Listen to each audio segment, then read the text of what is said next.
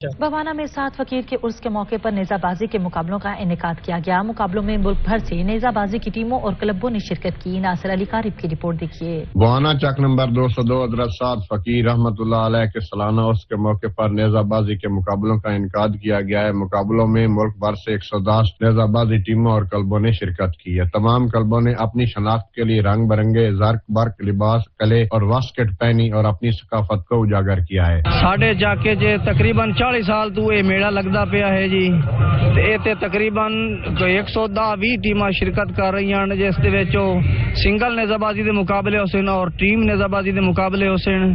اس موقع پر international gold medalist نیزہ باز کھلاڑی تصور عباس لاکھ کا کہنا تھا کہ نیزہ بازی ہمارا ثقافتی کھیل ہے۔ ہم 40 سال سے ہر سال عرس میلے کا انعقاد کیا جاتا ہے، جہاں نیزہ بازی کے مقابلے کرائے جاتے ہیں۔ تمام ٹیموں کے درمیان سنگل اور سیکشن مقابلے ہوں گے۔ تصور عباس لاکھ کا کہنا تھا کہ علاقے میں نیزہ بازی کے فروغ کے لیے نوجوان نسل کو اس کھیل کی طرف راغب کرنے کے لیے کوشش کر رہے ہیں۔ کیمرہ ٹیم کے ساتھ ناصر علی، سچ ٹی وی، بوانا۔